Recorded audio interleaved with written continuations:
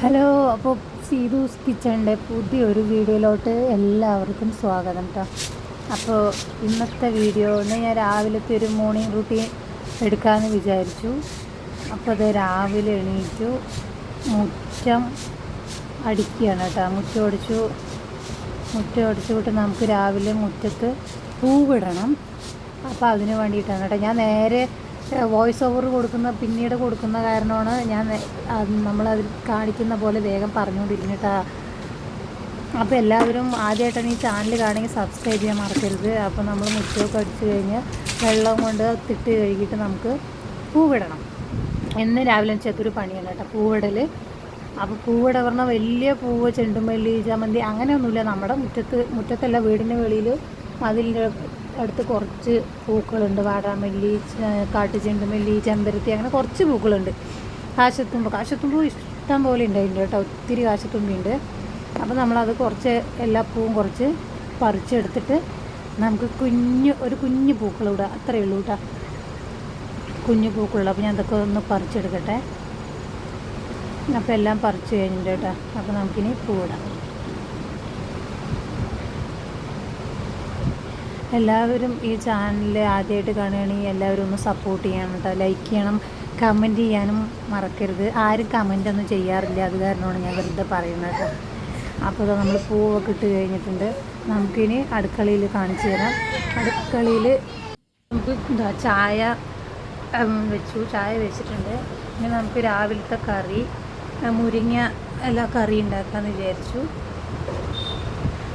അപ്പോൾ അതിന് വേണ്ടിയിട്ട് ഞാൻ നേരത്തെ തന്നെ പരിപ്പ് വേവാനായിട്ട് വെച്ചിട്ടുണ്ട് കേട്ടോ. ഇനി നമുക്ക് രാവിലെ ഇഡ്ഡലി ഉണ്ടാക്കാമെന്ന് വിചാരിച്ചു. അതിന് വേണ്ടിയിട്ട് നമ്മൾ ഫ്രിഡ്ജിൽ നിന്ന് അരി അരച്ച് വലിയൊരു പാത്രത്തിൽ കലക്കി വയ്ക്കുന്നു നമ്മൾ. എന്നിട്ട് ആവശ്യത്തിനുള്ളത് രാവിലെ എടുത്തിട്ട് പുറത്ത് വയ്ക്കാറാണ് കേട്ടോ. അപ്പോൾ ഞാനത് മാവ് കുറച്ചെടുത്തിട്ട് ആവശ്യത്തിനുള്ളത് മാത്രം വേറൊരു പാത്രത്തിലേക്ക് മാറ്റട്ടെ.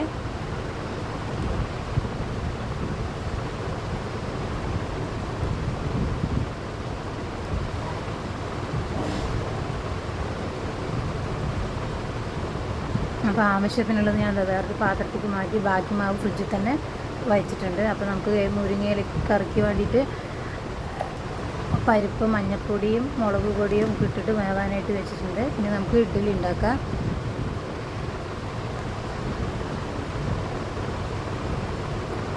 നമുക്കിനി ഇഡ്ഡലിക്ക് പിന്നെ ഒരു ചട്നി ഉണ്ടാക്കണം.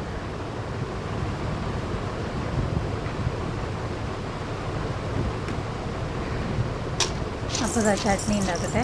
ചട്നിക്ക് ഇതാ കുറച്ച് പൊടികടലയും പച്ചമുളകും ഒരു കഷ്ണം ഇഞ്ചിയും കുറച്ച് തേങ്ങ ഇട്ടിട്ട് നമുക്ക് ഇതൊന്ന് നന്നായിട്ട് അരച്ചെടുത്തിട്ട് വരാം.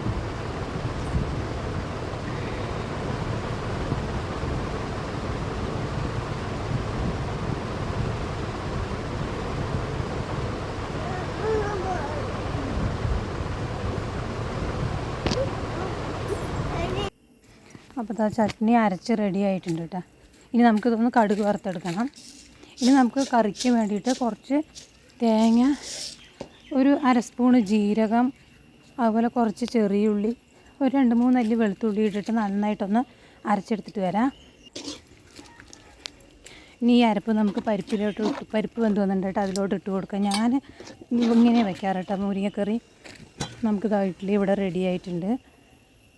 ഇനി നമുക്ക് ആ തേങ്ങ ഒന്ന് ചെറുതായിട്ട് തിളച്ച് വന്നിട്ടുണ്ട്. അതിലോട്ട് മുരിങ്ങയില ഇട്ട് കൊടുക്കുക. അത് കുറച്ച് ഉപ്പ് ഞാൻ ഇട്ട് കൊടുത്തിട്ടുണ്ട്, അത് വീഡിയോയിൽ കാണിച്ചിട്ടില്ല കേട്ടോ. അപ്പോൾ അത് നമുക്കിവിടെ മുരിങ്ങക്കറി റെഡി ആയിട്ടുണ്ട്. നമുക്കിനി രാവിലത്തെ കാണിച്ചു തരാം. ചോറായിട്ടുണ്ട്.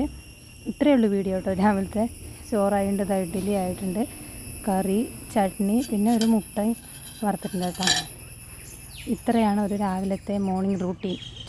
ചെറിയൊരു മോർണിംഗ് റൂട്ടീനാണ്. അപ്പോൾ എല്ലാവരും വീഡിയോ കണ്ട് സപ്പോർട്ട് ചെയ്യണം, സബ്സ്ക്രൈബ് ചെയ്യണം. വീഡിയോ എല്ലാവരും ഒന്ന് ഷെയർ ചെയ്യുകയും ചെയ്യണം കേട്ടോ. അപ്പോൾ ടാറ്റാ.